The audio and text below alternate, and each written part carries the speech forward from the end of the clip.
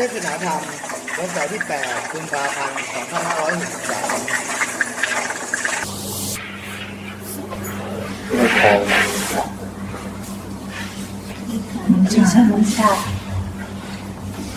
แต่ว่าช่วยชาผู้ชม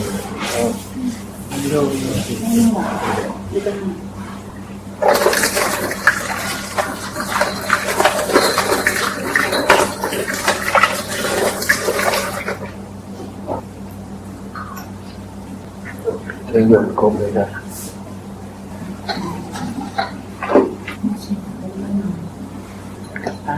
ที่เดินทางกลับบ้านคนที่มาแล้วเนี่ยยังอยู่ครบเลยครับอยู่ค่ะอยู่คนที่มาอยู่เป็นครบไหมคะมารอบนี้ตอนที่ผมนับได้68 คนนะอย่างน้อยลง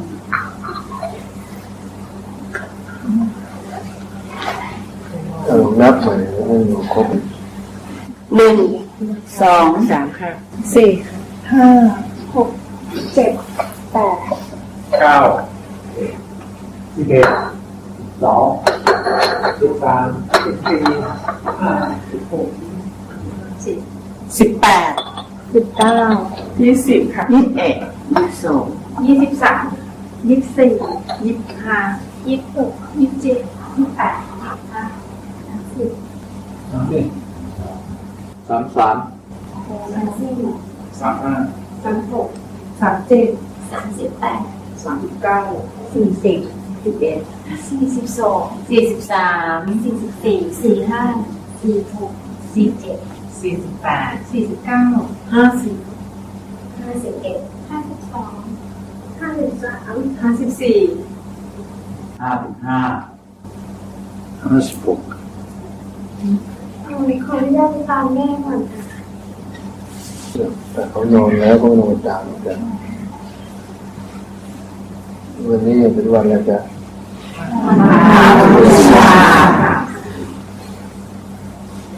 มีความสำคัญยังไงบ้าง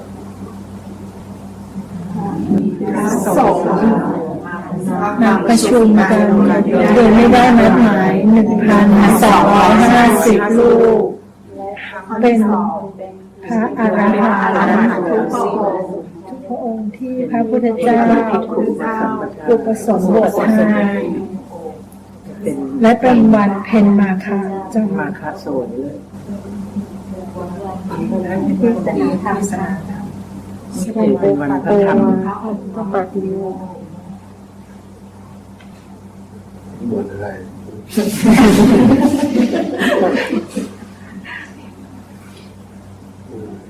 น่าจะความสำคัญนะจ๊ะโอวาทปาติโมกข์ให้กระทำเป็นวันที่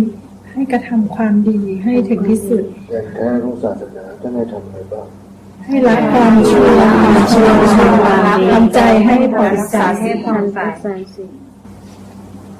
ละความชั่วทั้งปวงการไม่ทำบาปทั้งปวงเรามันห้ามการไม่ทำบาปความชั่วได้ไหมจ๊ะถ้ามีสติก็ให้โยมมีสติตลอดเวลาหรือเปล่าไม่ดังนั้นแล้วไม่ว่าจะมาในวาระใดในวันสำคัญทางศาสนาก็ดีในวาระใดที่โยมได้มาเจริญเป็นเจริญกุศลจะนัดหมายก็ดีไม่ได้หมายมาแล้วก็ดีล้วนแล้วเมื่อโยมได้มาทำความดีเป็นหมู่คณะล้วนนั้นเรียกว่าเป็นวันที่เป็นมงคลเป็นวันที่ดีงามเป็นวันสำคัญที่โยมทั้งหลายได้มาเจริญศาสนาดังนั้นเมื่อเราได้มาแล้วก็เป็นอุบายทำให้เดี๋ยวเข้าถึงการไม่ทำบาปทั้งปวงมีความชั่วแล้วเมื่อเราสำรวมกายวาจาใจเราได้แล้วใจสงบแล้วตั้งมั่นอยู่ในศีลแล้วจิตเราย่อมเป็นปกติเมื่อจิตเราเป็นปกติแล้วมันย่อมเข้าถึงความสงบเข้าถึงคุณงามความดีดังนั้นการที่เราจะไปคิดชั่วเอากายไปทำชั่วก็ดี ไปกล่าวร้ายใครก็ดีในขณะนั้นก็ดีดูแล้วจะเป็นอุบายให้เข้าถึงหัวใจสำคัญของศาสนาที่เรื่องการไม่ทำบาปทั้งปวงจะเป็นความคิดก็ดีวาจาก็ดีกายทุจริตก็ดีเหล่านี้ล้วนแล้วเมื่อเรามาเจริญศีลเดินทางเจริญภาวนาแล้วจิตเรานั้นไม่เป็นเวรเป็นภัยบาปกับใครนี่ก็เรียกว่าการไม่ทำบาปทั้งปวงการทำกุศลให้ถึงพร้อมก็คือถึงในทานศีลภาวนาดังนั้นแล้วมันก็อยู่ที่กายของเราเมื่อเราเข้าถึงแล้วในทานในศีลและองค์ภาวนาคือการอบรมปัญญาให้บังเกิดเนี่ยเรียกว่าถึงพร้อมถ้าทานที่เรายังไม่รู้จักสละรู้จักการให้อภัยทานให้อโหสิกรรมอบรมปัญญาบุญจิตให้รู้จักการสละแบ่งทานน้ำใจเหล่านี้อย่างนี้เรียกว่าเข้าถึงการทำจิตให้ผ่องแผ้วนั่นคือทำจิตให้สะอาดถ้าผู้ใดนั้นปราศจากศีลไปแล้วก็เรียกว่ายังเข้าไม่ถึงในพระรัตนตรัยจึงได้บอกว่าจิตเราไม่สามารถจะรักษาศีลนั้นเป็นปกติได้ตลอดเวลาเพราะอำนาจแห่งวิบากกรรมมันยังมีผลอยู่จึงได้บอกว่าอำนาจแห่งกรรมนี้มันเป็นอำนาจที่เหนือมีอำนาจมากที่เราจะไปต้านทานมันนั่นทำไมมีใครกล้าฝ่าฝืนว่าสิ่งที่ได้กล่าวมานี้มันให้ผลอย่างไรเพราะว่าวิบากกรรมของมนุษย์นั้นมันก็รู้อยู่แล้วเป็นอย่างไรแม้เราจะรู้ชั่วรู้ดีแต่คำว่ารู้ชั่วรู้ดีนั้นถ้าอย่างนั้นยังไม่พ้นจากวิบากกรรมไปได้แม้รู้ชั่วรู้ดีก็ไม่สามารถไปฝืนในกรรมนั้นได้อย่างนั้นแล้วคนที่จะหลุดจากพ้นจากกรรมได้หนึ่งถ้าเป็นกรรมสนองก็ดีรู้โทษแห่งภัยแห่งกรรมก็ดีเรื่องการเจริญสติเจริญปัญญาหากไม่รู้ว่าจากกรรมรู้จักโทษแล้วกรรมยังไม่สนองแล้วก็เลยยังไม่รู้โทษรู้คุณจะมาพึ่งพาอาศัยในพระรัตนตรัยอาศัยวัดอาศัยวาก็หาไม่มียังต้องรู้โทษรู้คุณก่อนดังนั้นสัตว์ทั้งหลายที่ยังตกลงวนอยู่ใต้วัฏฏะสงสารจิตยังดิ้นรนแสวงหาเพราะอำนาจแห่งไฟสามกองนั้นในโลกนี้ที่มนุษย์ทั้งหลายยังดิ้นรนแสวงหาอยู่ก็เพราะอำนาจแห่งกรรมอย่างนั้นเพราะให้รู้ชะตากรรมของเขาของมนุษย์แต่ละคนเมื่อมนุษย์นั้นตามแสวงหาในกรรมนั้นที่มีความปรารถนาอยากได้อยากดีในสิ่งที่ปรารถนาเมื่อตามหาแล้วก็เรียกว่ามนุษย์ทุกคนนั้นตามหาสิ่งที่ไม่ดีกันสุดท้ายก็เรียกว่าได้ความว่างเปล่าบางคนตามหาไม่รู้เท่าไหร่ไม่รู้จะกี่ภพกี่ชาติก็ยังหาไม่เจอเพราะภพชาติมันยาวนานมากนะแต่บางคนเมื่อนั่งสมาธิภาวนาเข้าทำกุศลให้ถึงพร้อมในการศีลสมาธิและปัญญาเขาจึงเห็นพร้อมทุกอย่างในสิ่งที่เขาตามหาว่าไม่มีอยู่จริงสิ่งที่ตามหาที่แท้จริงคือไม่มีอะไรเลยที่จะไปยึดมั่นถือมั่นมันได้นอกจากการละวางในสิ่งที่ตามหานั่นแหละถึงจะสุดทางสุดความปรารถนาถึงที่สุดแห่งปลายทางนี่เหล่านี้ต่างหากถ้าเราทั้งหลายยังเดินอยู่ยังตามหาอยู่ยังแสวงหาอยู่ยังดิ้นรนอยู่แล้วบอกว่าจะสุดทางเมื่อเราตามหาสิ่งของที่มันไม่มีจริงในสุดปลายทางสิ่งนั้นย่อมไม่มีจริงพอ ทุกสิ่งทุกอย่างนั้นล้วนตกอยู่ใต้สมมติบัญญัติของมายาหรือเรียกว่าของสมมติเท่านั้นแม้พระสงฆ์องค์เจ้าก็เรียกว่าสมมติสงฆ์อันว่าสมมติสงฆ์ก็ยังเป็นแค่สมมติถ้ายังไม่ได้ทำนิพพานให้แจ้งแล้วไซจะไปรู้จริงได้อย่างไรในหลักธรรมจะไปรู้จริงได้อย่างไรในเส้นทางแห่งมรรคเมื่อยังเดินในทางเดินแห่งมรรคอยู่ยังไม่ได้สุดในทางแห่งมรรคผลแห่งการปฏิบัติมันจะเกิดขึ้นได้อย่างไรมันยังต้องมีความลังเลสงสัยอยู่ร่างไปดังนั้นแล้วการตามหาตามปรารถนาดิ้นรนปัดแปะอยู่ในอำนาจใต้ของกิเลสตัณหาอุปาทานนี้ไม่มีทางจะสิ้นสุดในวัฏฏะสงสารได้หรือเรียกว่ายังไม่มีทางจะพ้นภายในวัฏฏะแห่งการเวียนว่ายตายเกิดเป็นนรกเป็นอสุรกายวิสัยของสัตว์นรกก็ดีเหล่านี้ต้องวนเวียนอยู่อย่างนี้ไม่จบสิ้นดังนั้นแล้วโอกาสที่เราจะมาเจริญทำความดีหรือเรียกว่าเราจะมาตัดวิบากแห่งกรรมย่นระยะทางแห่งกรรมเหล่านี้ต่างหากเขาเรียกว่าหยุดโหยหาหยุดตามหาหยุดโหยหาหยุดปรารถนาเมื่อเราหยุดแล้วนั่นแหละภพชาติมันจะสั้นแล้วจะเห็นทางที่แท้จริงคือไม่ต้องไปตามหาอะไรคือหยุดตามหาสิ่งทั้งหลายทั้งปวงสิ่งทั้งหลายทั้งปวงที่เรานั้นอยากตามหานั่นแหละคือกับดักคือกองล้อคือบ่วงของนายพรานที่เป็นกับดักให้เรานั้นได้เดินลงไปเขาเรียกว่าเดินหลงทางดังนั้นผู้ใดที่จะออกจากวังวนแห่งกับดักแห่งมารก็ดีแห่งบ่วงก็ดีผู้นั้นต้องเจริญทานศีลภาวนาให้เข้าถึงกระแสพระรัตนตรัยเข้าถึงความเชื่อความศรัทธามีพละตั้งมั่นให้มีกำลังถ้าเรายังไม่เข้าถึงในพระรัตนตรัยการลังเลสงสัยการปรามาสธรรมก็ดีปรามาสในศีลก็ดีอย่างนี้แลเรียกว่าเป็นมิจฉาทิฏฐิยังมีอัตตาตัวตนมากอย่างนี้ต้องทำให้หลงทางนั้นการทำกุศลให้มันถึงพร้อมมันต้องถึงพร้อมด้วยทางที่เราอบรมบ่มจิตรู้จักการสละรู้จักการให้แม้ว่าจะเป็นทานเล็กน้อยแม้เราจะไม่มีเงินมีทองเราก็สามารถสละกายและเป็นทานได้เจริญภาวนาก็ดีจึงเรียกเป็นทานอย่างนั้นสวดมนต์แผ่เมตตาจิตก็เรียกเป็นทานที่นั้นในสิ่งการใดก็ตามที่เรานั้นมุ่งมั่นปรารถนาที่จะให้โดยที่ไม่ได้หวังผลตอบแทนอันใดหวังปรารถนาให้เขามีสุขให้เขาพ้นทุกข์เหล่านี้เรียกว่าเป็นทานทั้งนั้น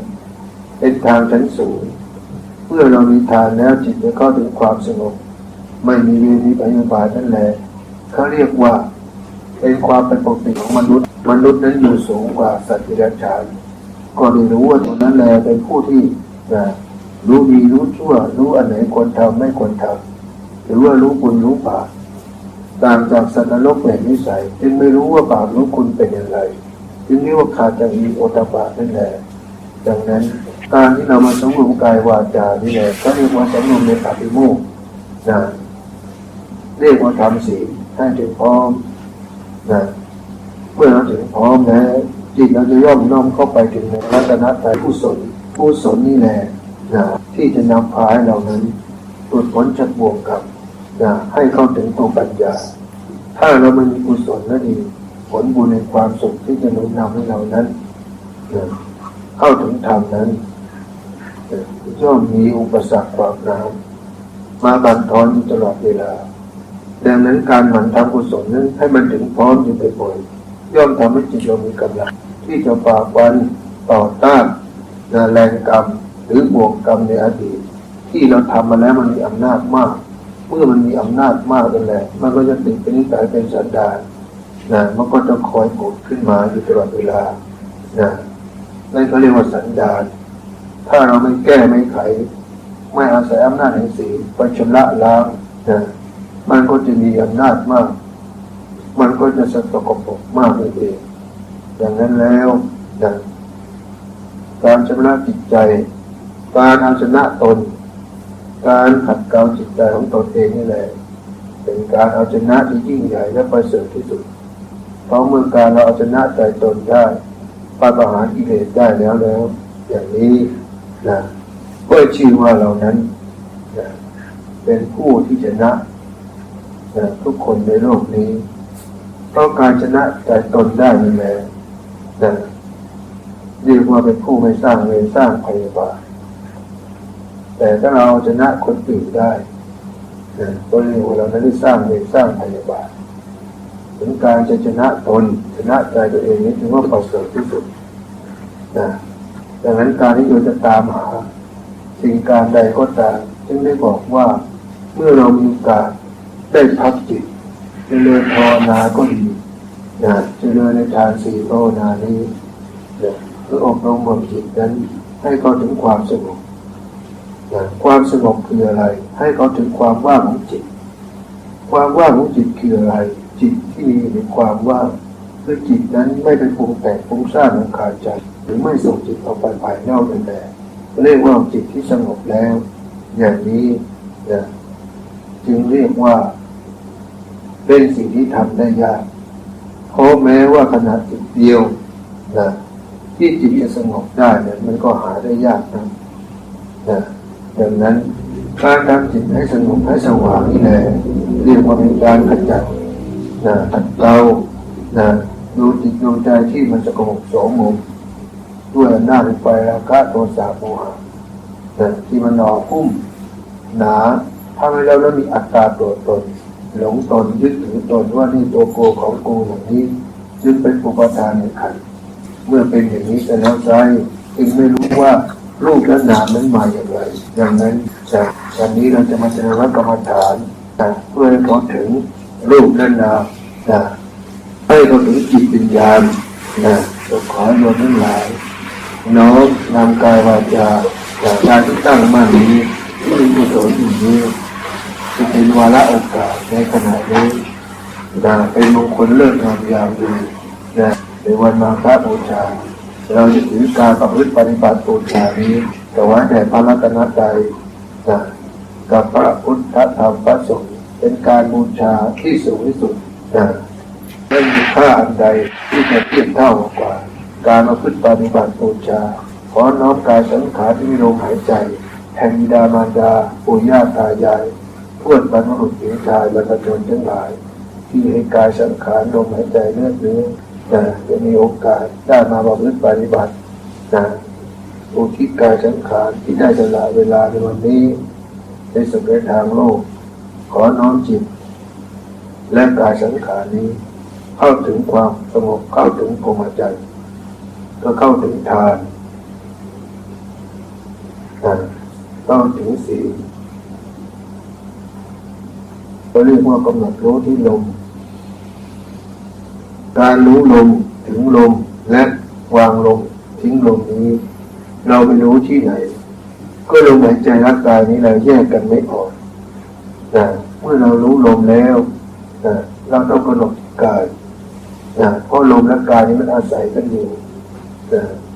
มันเกื้อกูลกันอยู่ดังนั้นเราก็เรียกว่ารู้ลมที่กายกำหนดที่ลมหายใจลมหายใจมันเข้าหายใจออกเราก็รู้เรียกว่ารู้ลมถึงลมไปถึงที่ไหนมันก็ต้องสุดและรู้อยู่ในกายเช่นเมื่อเรารู้ลมถึงลมแล้วมันก็ต้องทิ้งลมเพราะสิ่งทั้งหลายเมื่อมันเกิดขึ้นแล้วตั้งอยู่แล้วย่อมดับไปสิ่งนั้นเราไม่ควรยึดเราได้แค่อาศัยเราหายใจก็เช่นเดียวกันแม้เราจะกักมันไว้นานเพียงใดก็ได้แค่ขนาดจิตเดียวไม่สามารถจะยึดถือของไว้ได้นี่แหละคือสภาวะความไม่เที่ยงเป็นอนิจจังอนัตตาคือความไม่มีตัวตนไม่ควรยึดมั่นถือมั่นมันเมื่อขณะใดของจิตที่เราไปยึดมั่นถือมั่นมันก็ทุกข์นั่นเองดังนั้นเมื่อรู้ลมถึงลมแล้วก็ทิ้งลมคือการวางลมนั่นหมายถึงว่าเมื่อลมมันสงบแล้ว ในกายในฐานในกายนี้จะวางที่เหนือสะดือก็ดีนะเรียงที่ปากก็ดีท้องน้อยก็ดีนะท้ายทอยก็ดีกลางกระหม่อมก็ดีลิ้นปีก็ดีก้นกบก็ดีในร่างกายสังขารนี้เมื่อเราสงบที่ใดถูกจริตที่ใดก็เรียกว่าทิ้งไว้ที่นั่นวางไว้ที่นั่นจังน้อยเรียกว่ารู้อยู่ในกายเรียกว่ารู้ลมถึงลมทิ้งลมหรือเรียกว่าวางลมการจะวางลมได้นั่นแหละเขาเรียกว่าลมที่มันสงบแล้วถึงวางได้นะจิตที่มันสงบได้ก็คือจิตที่ไม่ฟุ้งซ่านรำคาญใจจิตไม่ส่งไปภายนอกจิตรู้อยู่ในการลมหายใจ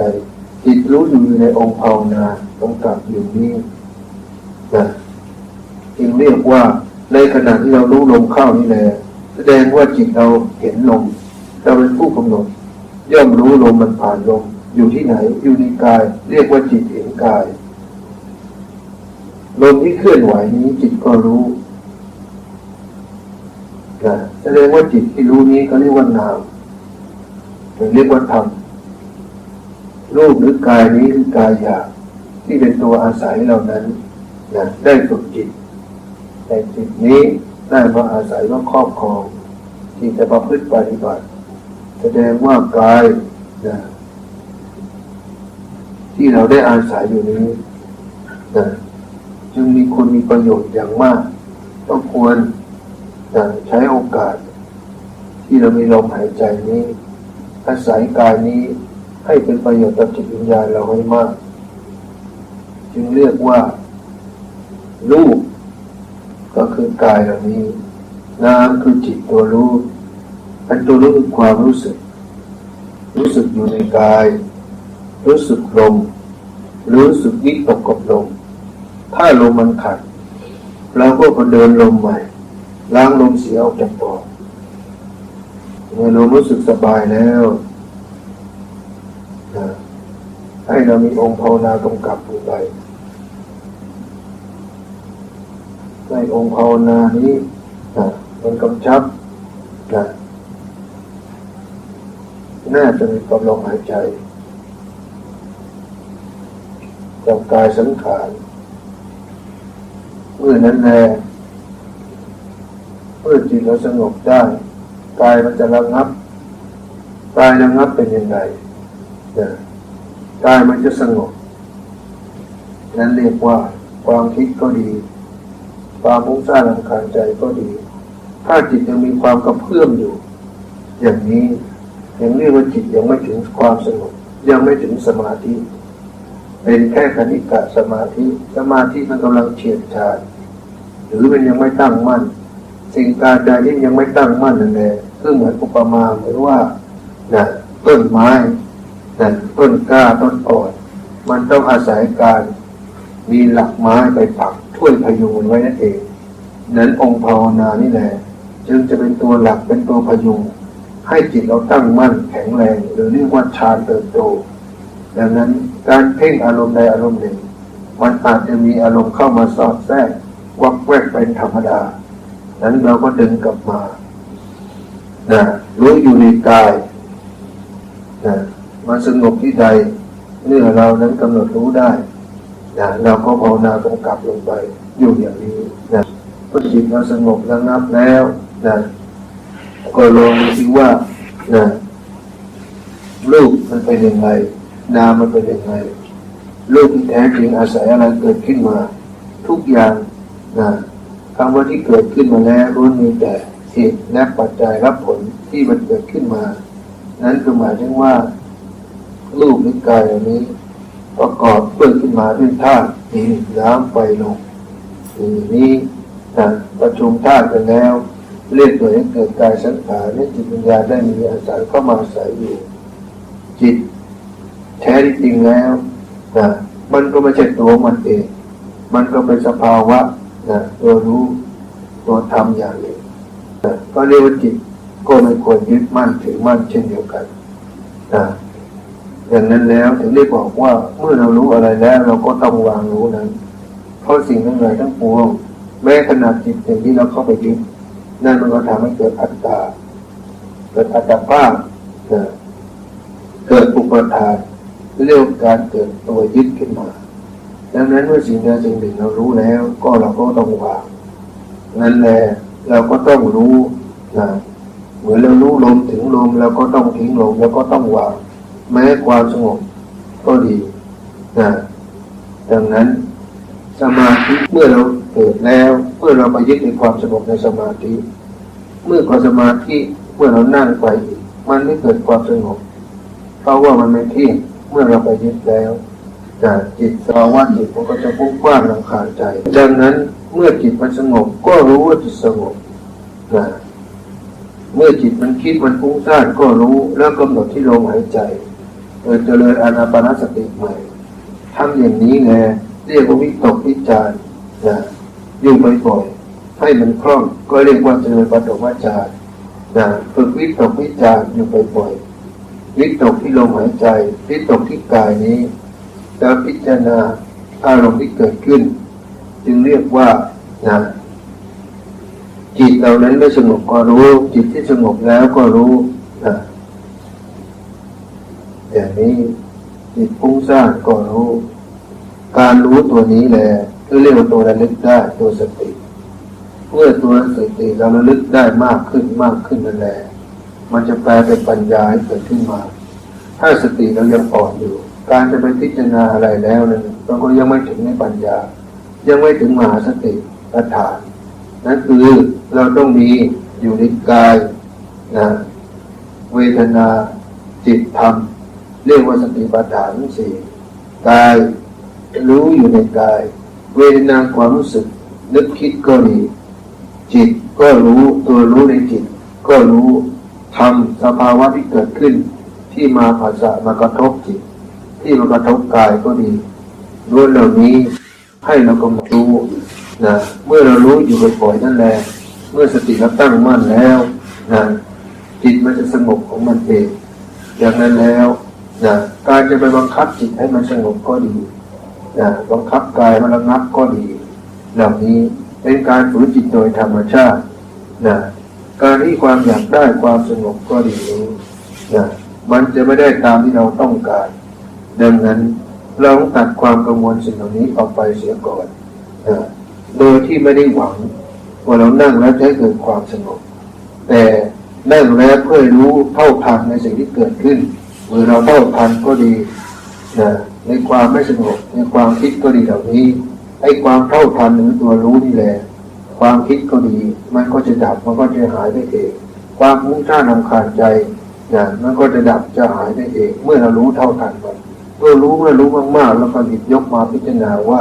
สิ่งที่มากระทบก็ดีล้วนแล้วแต่เป็นวิบากกรรมของอารมณ์ทั้งหลายที่เรานั้นยังมีความอาฆาตพยาบาทนะโทสะโมหะโลภะเหล่านี้ทำให้จิตเหล่านั้นเศร้าหมองหดหู่นะตกอยู่ใต้วนเวียนนะแห่งสัมมาทิฏฐินะทิฏฐาทิฏฐิดังนั้นเราต้องกำจัดอะไรนะคือการเจริญเมตตาจิตให้เกิดขึ้นเมื่อเจริญเมตตาจิตต้องทำอย่างไรก็ขอตั้งจิตที่เป็นกุศลนี้อย่าอธิษฐานแผ่ไปราชปัจจัยดวงจิตวิญญาณผู้ที่เรามีความอาฆาตพยาบาทวิจัยยาทั้งหลายผู้คนที่ชอบหน้าและไม่ชอบหน้าในอดีตแห่งกรรมที่เราไม่เคยล่วงเกินในกายวาจาใจจะทางตรงทางอ้อมอย่างไรก็ตามในขณะนี้ข้าพเจ้าขอตั้งจิตของกุศลจิตที่ข้าพเจ้าเจริญสมาธิภาวนานี้จงสำเร็จประโยชน์กับดวงจิตวิญญาณทั้งหลายที่มีความอาฆาตพยาบาทที่เคยมีเวรมีบาปต่อกันว่าจะพบภูมิใดก็ดีขอให้เขาเหล่านั้นจงมาโมทนาเป้าของที่กรรมกรรมกุศลที่ข้าพเจ้าได้ทำในขณะนี้ขออำนาจแห่งพระรัตนตรัยนี้จงมีอาฆาตพยาบาทมาดร้ายทั้งหลายจะได้มีเวรมีบาปซึ่งกันและกันขอผลบุญนี้จงสำเร็จประโยชน์ทุกดวงจิตทุกวิญญาณจงมาโมทนายุติกรรมกันและโมทนาบุญข้าพเจ้าในขณะนี้ให้ตั้งจิตแผ่เมตตาออกไปเมื่อเราจิตนี้แผ่เมตตาไปแล้วความสว่างก็ดีความปิติก็ดีความสุขก็ดีถ้ามันเกิดขึ้นกับเราแสดงว่าเขาก็ปิติและเขาก็สุขเช่นเดียวกัน มื่ออย่างนี้แล้วต่างคนต่างได้ประโยชน์นะไม่มีอุปสรรคขวางน้ำอย่างนี้เขาก็ได้โมทนากับเรานี่แหละจิตเราจะหลุดพ้นในช่วงขณะจิตผมเป็นอาฆาตปฏิบัติและโดนจิตวิญญาณที่จะมาครอบงำดวงจิตเหล่านี้เขาเรียกว่าการแผ่เมตตาจิตตรงนี้ก็เรียกเป็นการเปิดทางเปิดกระแสบุญนะเปิดกระแสทางให้เกิดอภัยทานเมื่อเราเกิดอภัยทานแล้วก็เรียกว่าเหมือนเราเข้าไปในเขตวิหารวิสุงคารามนะเหมาะกับการเจริญงามความดีเป็นที่อยู่แห่งธรรมเป็นที่อยู่แห่งกุศลธรรมคือวิหารเป็นที่อยู่ของจิตอย่างนี้แล้วนะมันศีลไม่นานศีลมันก็จะบังเกิดขึ้นจิตที่ตั้งมั่นเกิดขึ้นเมื่อจิตมันตั้งมั่นนั่นแหละนะตัวรู้ตัวปัญญามันก็บังเกิดนะรู้ว่าเรามาทำอะไรนะรู้ว่าสิ่งที่เราทำมานี้นะเราจะแก้ไขอย่างไรก็ให้เราพิจารณานะในอารมณ์ที่เกิดขึ้นนะให้มีสติอยู่ในกายในเวทนาและก็ตัวรู้เป็นจิตนะธรรมที่มันเกิดขึ้นหากไม่มีธรรมอะไรที่เราจะรู้ได้ก็ให้รู้ที่กายเหล่านี้อยู่ที่ความรู้สึกอยู่เวทนาความรู้สึกนะอยู่กับองค์ภาวนาก็ดีสลับปรับเปลี่ยนกันไปการพิจารณานะการพิจารณาเพื่อจะเข้าถึงความสงบนะคือการปรงสลับให้เกิดธรรมสังเวชก็คือการพิจารณาที่โทษแห่งกายนี้นะเพราะเรารู้อยู่ที่กายเราก็ต้องรู้กายอย่างแท้จริงนะว่ากายที่เราอาศัยอยู่นี้แม้มันจะให้ประโยชน์กับเราแต่ที่แท้จริงแล้วมันก็เป็นตัวขัดขวางนะการรู้ถึงความดีเช่นเดียวกันอย่างใดก็ดีทุกอย่างได้แค่อาศัยเมื่อเรายึดแล้วมันก็เป็นทุกข์ยังจงต้องเพ่งโทษมันนะเมื่อเราเพ่งโทษมันแล้วเราจะรู้สึกว่ากายนี้เป็นแค่ที่อยู่ที่อาศัยชั่วคราวเท่านั้นเป็นที่ประกอบหาประโยชน์ให้กับจิตวิญญาณอย่างนั้นเราตกอยู่ในธาตุที่เป็นกายนี้มันเนิ่นนานแล้วอย่างนั้นบัดนี้เราจะอาศัยประโยชน์จากกายนี้แลนะใครนะสร้างภพสร้างชาติให้เรามาเนิ่นนานนะก็ดูซิว่าตัวอะไรที่ทำให้เกิดภพเกิดชาติบอกว่าตัวเรานี่ไปยึดมั่นถึงมั่นนี่นะมันจะทำให้เกิดภพเกิดชาติเราลองถอนนะภพชาติเกิดขึ้นมาดูซิว่าใครเป็นผู้สร้างบ้านเรือนมันขึ้นมาหากเราไม่พอใจที่จะอยู่ที่จะให้มันเกิดแล้วภพชาติมันจะมีได้หรือไม่ก็ลองพิจารณาดูเพ่งโทษในกายหรือว่ากายสังขารนี้ที่เรายึดมั่นถือมั่นว่าเป็นของเราแท้ที่จริงมันเป็นของเราจริงหรือไม่ไอ้บ้านเรือนสังขารนี้นะลองดูซิว่าความไม่เที่ยงก็ดีนะความทุกข์ก็ดีนะสิ่งการใดก็ตามที่ว่าโยมว่ามันเป็นสุขมันสุขจริงหรือไม่การที่เราหลับนอนว่าเป็นสุขแล้วใจเราต้องหลับนอนอยู่ดีการที่เราเสพหาในสิ่งในความปรารถนาในความสุขถ้าได้มาแล้วในความสุขนั้นใจจริงไม่เที่ยงทำไมเราต้องแสวงหาอีกแสดงว่าสิ่งทั้งหลายทั้งปวง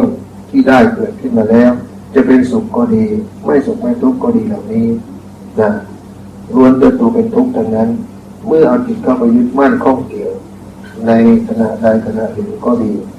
ให้เราลองพิจารณาเมื่อพิจารณาเห็นตามความเป็นจริงได้ว่าสิ่งทั้งหลายทั้งปวงที่เราประสบมาก็ดีนะไม่ว่าจะเป็นสุขหรือทุกข์ก็ดีล้วนแล้วไม่ได้ของจีรังยั่งยืนอะไรเลยอย่างนี้เรียกว่านะจะทำให้เราเห็นความเบื่อหน่ายแม้กายสังขารก็ดีว่าเป็นของเราแต่เราก็ห้ามความแก่ความเจ็บความชราไม่ได้เหล่านี้สิ่งใดที่บัญญัติห้ามมันไม่ได้สิ่งนั้นมันจึงเป็นของชั่วคราวที่ไม่ใช่ของเราเป็นของยืมเขามาเมื่อยืมเขามาแล้วเมื่อสุดท้ายบั้นปลายเราก็ต้องคืนเขาหากเราไม่คืนเขาเจ้าของที่แท้จริงเขาก็ต้องมาเอาคืนไปนั่นก็คือพญามัจจุราชที่กำลังชากจิตวิญญาณเราออกแยกออกจากกันเมื่อกายสังขารเรานี้ที่ว่ามันเกิดจากดินน้ำไฟลมเมื่อปรารถนาธาตุน้ำสี่เสียแล้วกายนี้จะหาว่าเป็นกายก็หาไม่มันก็ไปตามกระแสธาตุของมันไปในธาตุดินน้ำไฟลม เมื่อธาตุทั้งสี่มันแยกออกไปแล้วนะเมื่อกลับไปสู่ปฐวีธาตุอากาศธาตุนะวิญญาณธาตุอย่างนี้หาสาระหาว่าตัวเป็นตนหาเป็นเราของเราเป็นนั่นเป็นนี่เป็นสัตว์เป็นของไม่มีเลยนะเป็นของอนัตตาเป็นของว่างจึงว่าเป็นของว่างเปล่าก็เหมือนสิ่งที่เราจะตามหาว่ามันมีอยู่จริงว่ามันสุขจริงแต่สุดท้ายนะไอ้สุขทั้งหลายที่ได้มาแล้วการที่ตามหาก็ว่ายิ่งยากแล้วเมื่อได้แล้วในสุขนั้นจะรักษาไว้ยิ่งยากกว่าเพราะมันเป็นสิ่งไม่เที่ยงไม่คงทนไม่คงที่ไม่ยาวนานอายุกายและขาเราก็เช่นกันมันก็เป็นแค่ชั่วคราวไม่ยาวนานบัดนี้ลองพิจารณากายสังขารได้ชื่อว่าสังขารเราเสื่อมไปเพียงใดนะความเสื่อมความชราความเจ็บป่วยก็ดีนะมันเกิดขึ้นกับเราอยู่หรือไม่อันว่าร่างกายเราแข็งแรงนี้ลองดูซิว่าตอนในขณะที่เราเจ็บเราป่วยนั้นมันเป็นอย่างไรเราห้ามมันได้หรือไม่แม้เรานั้นจะรักษาก็เพียงแค่ชะลอไว้มันก็ยังไม่หายในความชรานั้นอาหารที่เราประทังความหิวมันก็คือโรคอย่างหนึ่งหากเราไม่กินไม่บริโภคมันก็ต้องทรมานในสังขารอย่างนี้เขาเรียกว่ากายสังขารเป็นที่หลังของโลกเป็นที่ไหลเข้าไหลออกของสิ่งปฏิกูลของหมิ่นของปฏิกูลให้โยมพิจารณาถึงความไม่สะอาดของปฏิกูลหรือของเน่าเหม็นที่เราเรียกว่าอสุภะความไม่สวยไม่งามของเน่าของเหม็นก็คือของปฏิกูลคือขี้ที่ไหลออกของเหม็นเน่าของขับถ่ายของเสียของเน่าบูดทั้งหลายเหล่านี้เหมือนกิเลสตัณหาที่เราหมักดองอยู่หากเราไม่กำจัดไม่ละเอาออกแล้วมันก็ของมันของหน้าบูดมันย่อมให้เกิดโทษเหมือนการบริโภคแล้วไม่ขับถ่ายอย่างนั้นการที่เรามาเจริญกรรมฐานพิจารณาเพ่งโทษนี่แหละคือเราการละอารมณ์ในอกุศลทั้งหลายเมื่อเราละมากเท่าไหร่นั่นแหละจิตเราก็จะเบากายแล้วก็เบาเหล่านี้การไม่แบกหามของที่หนักอยู่ย่อมเป็นสุขดังนั้นลองพิจารณาดูซิว่าเราแบกหามอะไรไว้ที่เรายังละยังวางไม่ได้พอเรายังไปยึดไปถือว่านั่นเป็นของเราดังนั้นนั่นแหละคือวิบากกรรมยิ่งแบกยิ่งยึดไว้มากเท่าไหร่เราก็แบกกรรมไว้มากเท่านั้นการที่เราจะตัดภพชาติมันยิ่งทำลำบากตอนนี้เราจะพายเรือไปที่ฝั่งหนึ่งแต่ถ้าของสัมภาระมันมีมากแล้วโอกาสนั้นที่เราจะไปถึงมันก็ไปได้ช้าแต่สัมภาระถ้าเราเอาออกมันจะเป็นหนทางให้เรานั้นไปถึงฝั่งได้โดยเร็วดังนั้นแล้วไม่มีอุปสรรคอันใดจะยิ่งใหญ่กว่าตัวของเราเองที่ขัดขวางนั้นดังนั้นการทำความดีให้ถึงพร้อมก็ดีการไม่ทำบาปทั้งปวงการทำจิตให้ขาวรอบคือผ่องใสก็คือการเจริญศีลเมื่อศีลเรามีเกิดขึ้นในขณะใดจิตเราก็จะเป็นปกติความว่าเป็นมนุษย์มันก็บังเกิดขึ้นเมื่อเป็นมนุษย์แล้วคือมีจิตที่สูงกว่าสัตว์ย่อมรู้ดีชั่วรู้บาปย่อมมีมีโอตปะนั้นแหละก็เรียกว่าเมื่อกุศลมันเกิดก็ควรบำเพ็ญจิตให้มันเกิดขึ้นให้สูงขึ้นเพื่อจะหนีนรกสัตว์เดรัจฉานเป็นอสุรกายท่านเลยยังมีความโกรธความโลภความหลงเหล่านี้อย่างนี้เรียกว่าเรายังไม่พ้นจากอบายโอกาสที่เรายังไปตกเกิดกั้วหรือถูกทรมานมันก็ยังมีอยู่ได้ดังนั้นยุคนี้ทำไมจึงสำคัญว่าให้มนุษย์ทั้งหลายบำเพ็ญศีลทานภาวนาให้เกิดขึ้นเพื่อให้ได้กระแสพระนิพพานก็เพื่อปิดอบายภูมิแล้วใครจะรับรองเราได้ว่าเราจะปิดอบายภูมิว่าเราจะไม่กลับไปที่ต่ำอีกนั่นก็คือเรานั่นแหละจะเป็นผู้รับรองก็คือเราต้องมีสรณะคือรับรองเป็นที่พึ่งที่อาศัยคือพระรัตนตรัย นะที่เราจะบำเพ็ญในทานศีลภาวนาให้เกิดขึ้นเชื่อมั่นในพระพุทธพระธรรมพระสงฆ์ไม่ขัดข้องแคลนสงสัยนะตั้งมั่นอยู่ในศีลละสักกายทิฏฐิคือความหลงตนถือตนนะหลงผิดนะเห็นว่ากายเหล่านี้นะเป็นที่อยู่อาศัยชั่วคราวเป็นของไม่เที่ยงเป็นของทุกข์นะให้พิจารณาถ้าเราพิจารณาได้ในขณะหนึ่งขณะใดก็ดีเราจะเกิดธรรมสังเวชเกิดขึ้นเมื่อธรรมมันเกิดขึ้นแล้วนั่นแหละ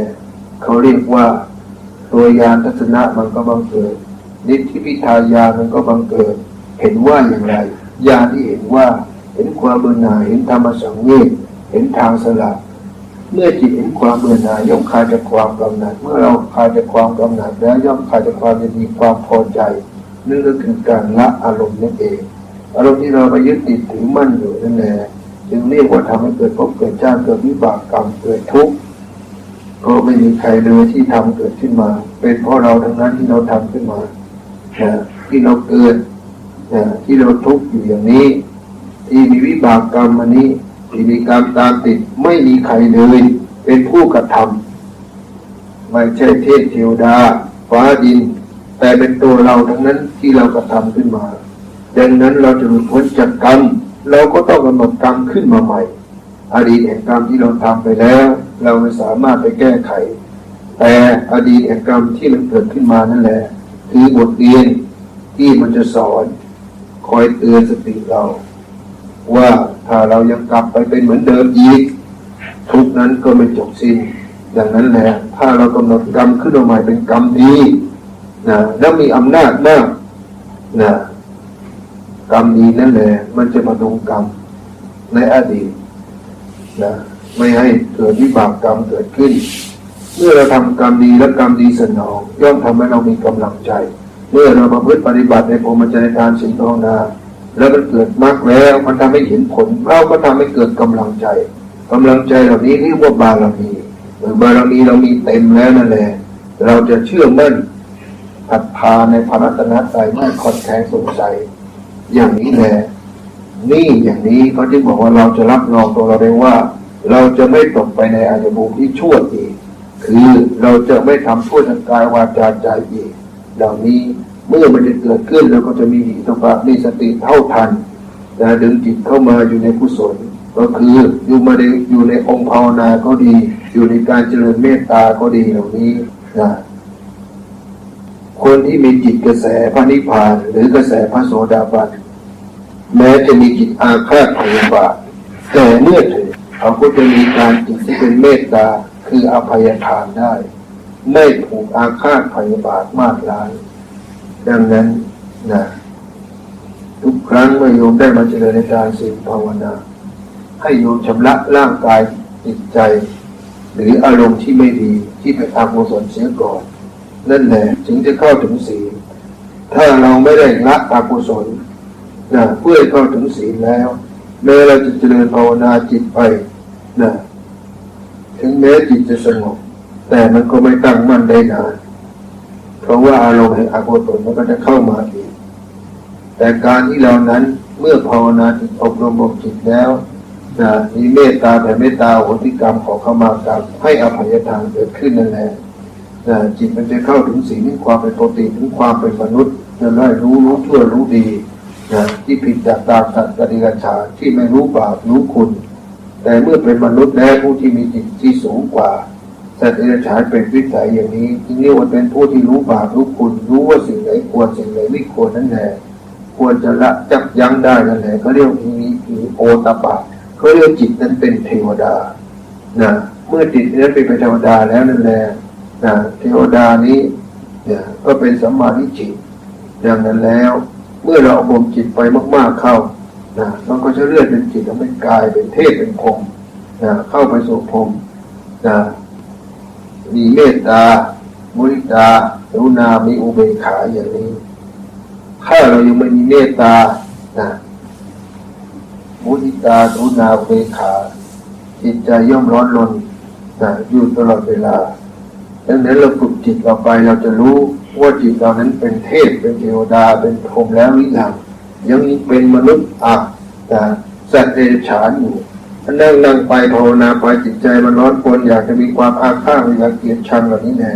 เรียกว่าเรายังตกลงไปใต้อบายภูมิต้องรีบแก้ไขด้วยการเจริญภาวนาเจริญเมตตาจิตใจขณะที่เรานั่งสมาธิภาวนาอยู่แล้วยังมีโทสะอยู่เหล่านี้เรียกว่าทำให้เรานั้นยังไม่พ้นในอารมณ์ทั้งหลายเหล่านี้โอกาสที่จิตเรานั้นจะตกไปเกือกกลัวไปเสวยรับผลกรรมมันย่อมมีอยู่เป็นธรรมดาดังนั้นไม่ต้องไปถามผู้รู้หรืออาจารย์ท่านใดเลยว่าจิตเรานั้นจะพ้นจากนรกภูมิหรือยังถ้าโยมยังไม่มีหลักที่เป็นประการคือตัวสติคือพระรัตนตรัยก็คือจิตตัวนั้นแหละจะต้องไปเสวยภพภูมิในภูมิชั้นต่ำอยู่ถ้าจิตที่มันสูงแล้วจิตนั้นจะมีความเมตตาอบอ้อมอารีปราศจากให้คนทั้งหลายทั้งปวงหรือสัตว์ทั้งหลายทั้งปวงนั้นรู้เหล่านี้จงฝึกจิตให้ไปเกิดเมตตาภาวนาเพื่อเกิดปัญญาให้รู้โทษรู้คุณให้เกิดฮิริโอตตัปปะอย่างนี้เมื่อเป็นอย่างนี้แล้วจิตเมื่อถึงเวลามันก็จะสอนในตัวมันเองเมื่อเราจะทำความชั่วก็ดีจิตที่เป็นตัวกุศล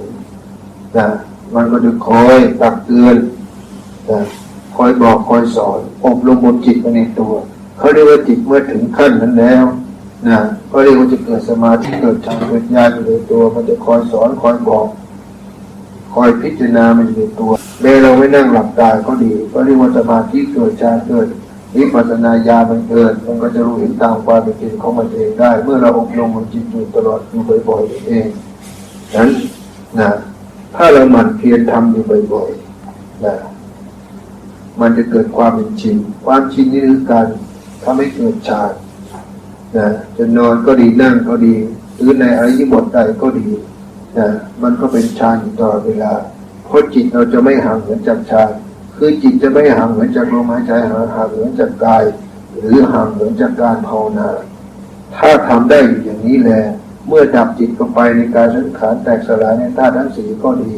จิตมันจะไปอยู่สุคติภูมิคือมีภูมิที่เป็นปกติมีสวรรค์เป็นที่ไปอย่างนี้ดังนั้นถ้าสติเราไม่อยู่กับกายการจะหลงไปในอบายภูมิมันย่อมมีมากเลยเองดังนั้นการฝึกเตรียมตัวตายนี้จึงสำคัญคือไม่ให้จิตหลงลืมว่าความปรารถนาที่เราจะไปนั้น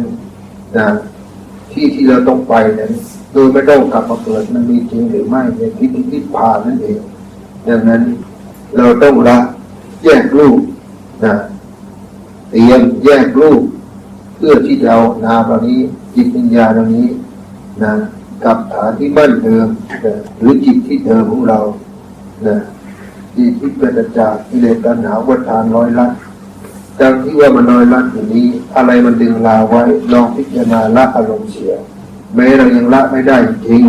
แต่เมื่อเราฝึกไว้ให้เป็นอารมณ์จนชินแล้วเมื่อถึงเวลามันเข้าถึงสมาธิจิตมันจะพิจารณาต่อมันเอง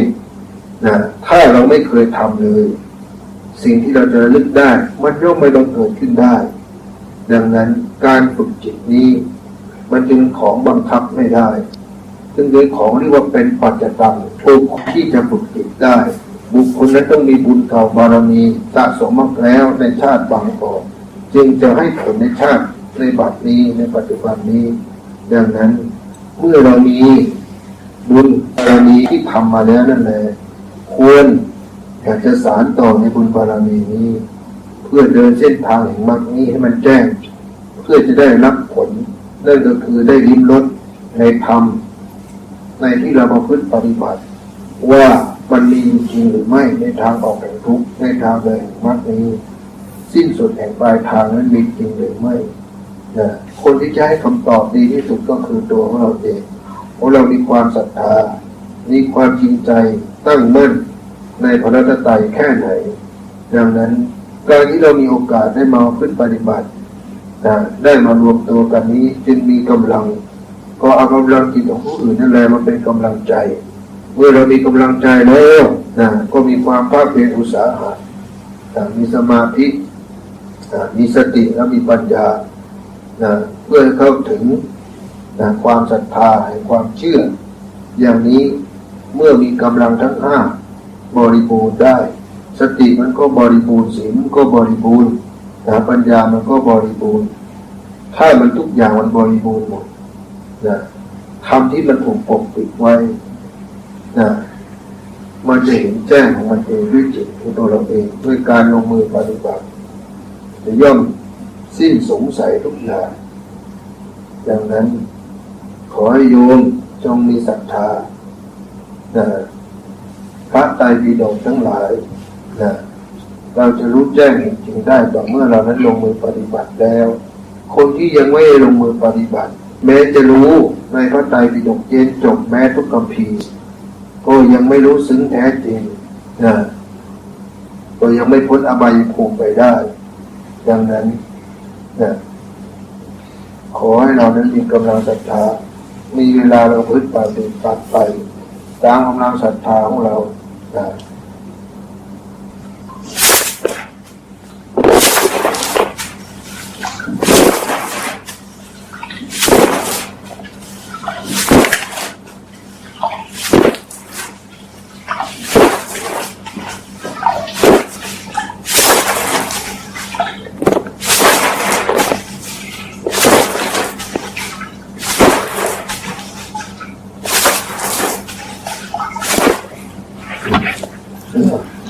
ตื่นกันบ้างไหมจ๊ะบางคนก็บอกว่าตื่นแล้วเพราะว่าหลับไปนานแล้วในขณะที่เราหลับอยู่ก็ดีแต่เรายังมีสติอยู่จะยิ้มได้ฟังได้พิจารณาตามไปบ้างทันบ้างไม่ทันบ้างก็ยังมีสิ่งเหล่านี้แหละมันจะเป็นปัจจัยเกื้อหนุนให้เรานั้นเมื่อเราถึงสติซึ่งสมาธิและกำลังแล้วในองค์ภาวนาตัวปัญญาญาณมันจะบังเกิดของมันขึ้นมาเองดังนั้นถ้าเราไม่เคยฝึกเลยถามว่าสิ่งที่เราไม่เคยฝึกสิ่งนั้นมันจะเกิดขึ้นมาเองได้ไหมจ๊ะไม่ได้ค่ะไม่ได้แต่ถ้าเราคิดแล้วเราไม่ได้ทำสิ่งนั้นจะเกิดขึ้นได้ไหมจ๊ะถึงความคิดนั้นมันจะเป็นของมายาอยู่มันจะเป็นสัญญาอยู่ยังตกอยู่ใต้สมมติบัญญัติของโลกยังไม่ได้เหนือสมมติบัญญัติแต่การลงมือปฏิบัติต่างหากที่จะพ้นการสมมติบัญญัติเข้าใจไหมจ๊ะดังนั้นการปฏิบัตินี้เมื่อโยมมีโอกาสโยมจึงควรทำตามกำลังวิสัยวาสนาของตนดังนั้นไม่ได้บอกว่าต้องเป็นเวลาหรือวันที่กำหนดเป็นวันกรรมฐานก็ดีวันพระวันครูวันเจ้าก็ดีถึงจะมาประพฤติปฏิบัติอย่าลืมว่ากายของเรานี้แหละเป็นที่เครื่องอยู่ของวิหารธรรมเป็นที่อยู่ของเทพเทวดาสิ่งศักดิ์สิทธิ์ทั้งหลายในครูบาอาจารย์หากว่าจิตเราพร้อมแล้วเข้าถึงแล้วความสงบแล้วนั่นแหละก็เรียกว่าเทพเทวดาเจ้าทั้งหลายได้เปิดทางเปิดโอกาสให้เราแล้วเราควรรีบเหมือนน้ำขึ้นเหนือรีบตักน้ำนั้นมันขึ้นมามันก็ขึ้นไม่ได้อยู่ตลอดเวลาเหมือนโชคชะตาของคนเมื่อมันเกิดแล้วมันก็เกิดผ่านไปไม่นานเข้าใจไหมจ๊ะดังนั้นแล้วเหมือนที่โยมนั้นจิตที่มันเป็นกุศลปรารถนาจะทำความเพียรอย่างนี้แหละเขาเรียกว่าเป็นของที่มีค่าที่สุดแล้วของมนุษย์เข้าใจไหมจ๊ะนั้นจะนอนก็ดีขอให้เรานั้นตั้งใจภาวนาจิตถ้ามีกำลังที่จะฝืนได้การฝึกความเพียรมันต้องฝืนการทำความดีทำกุศลถ้าโยมไม่ฝืนทำมานั่นแหละมันจะมีกำลังที่จะบังคับบีทาโยมนั้นตกเป็นทาสเป็นความเกลียดค้านเข้าใจไหมจ๊ะแล้วโยมจะนั่งสมาธิเลยจะนั่งเท่าไหร่ก็ได้ไม่เป็นนาทีเป็นวินาทีไม่มีกำหนดเวลาแค่ชั่วขณะจิตเดียวที่โยมเข้าถึงความสงบได้ก็มีอานิสงส์มหาศาลแค่ในชั่วขณะจิตที่โยมเห็นความไม่เที่ยงเห็นภายในวัฏฏะแห่งการเกิดว่าสภาวะที่เราเกิดมานี้ แท้ที่จริงแล้วในกายสังขารนี้เป็นของอยู่ชั่วคราว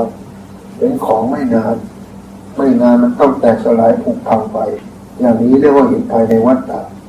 เรียกว่าเห็นทุกข์ที่แท้จริงไม่ใช่บอกว่านั่งสมาธิแล้วมันเจ็บปวดร่างกายสังขารนั่นเรียกว่าทุกข์นั้นทุกข์ในกายแต่ไม่ใช่ทุกข์ในวัฏฏะทุกข์ในวัฏฏะต้องเห็นด้วยปัญญาว่าการเกิดกี่ครั้งก็เป็นทุกข์อย่างนี้การพัดพลาดการชราการเจ็บการป่วยความไม่ได้ดังใจนะเหล่านี้เรียกภายในวัฏฏะทั้งนั้นเห็นไหมจ๊ะมันต้องวนเวียนอยู่อย่างนี้ถ้าเราที่จะปรารถนาไม่อยากมาเจอสภาวะที่เป็นทุกข์เราต้องฝึกเข้าใจไหมจ๊ะก่อนนอนที่สำคัญที่สุดเพราะเราไม่รู้ได้ว่า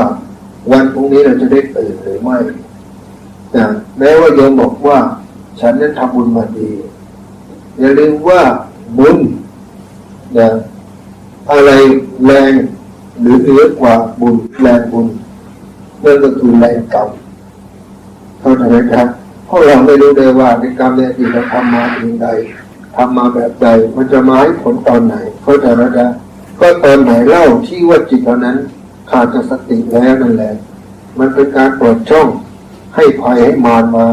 ให้เจ้ากรรมมาให้แรงกรรมมาเบียดเบียนบั่นทอนหรือเรียกว่ากรรมมาตัดรอนได้งั้นการที่เราได้เจริญภาวนาจิตมีพุทธานุสติธรรมานุสติสังขานุสติให้อยู่กับมีสติในการหลับนอนไปอย่างนี้จึงเรียกว่าบุคคลผู้นั้นย่อมมีเทวดารักษากายสังขารเข้าใจไหมจ๊ะแม้ถ้าจะหลับไปหลับตายไปแล้วมันก็ยังไปที่ดีอย่างนั้นการที่เราจะหลับจะนอนจะสำคัญบุคคลที่ฝึกจิตมาแล้วจะไม่ประมาทเลยเข้าใจไหมจ๊ะเพราะการหลับนี้แม้โยมจะภาวนาไปแม้โยมจะไม่มีความขยันมันเพียรมากประกาศแต่ถ้าโยมมีสติรู้อยู่ในกายมันก็ยังได้เป็นกุศลเข้าใจไหมจ๊ะอย่างนี้เราหลับนอนเสียเปล่าเพราะเวลาก่อนตายมันมีอยู่ทุกขณะยิ่งในยุคตอนนี้แล้วเป็นยุคอะไรโยมรู้ไหมจ๊ะ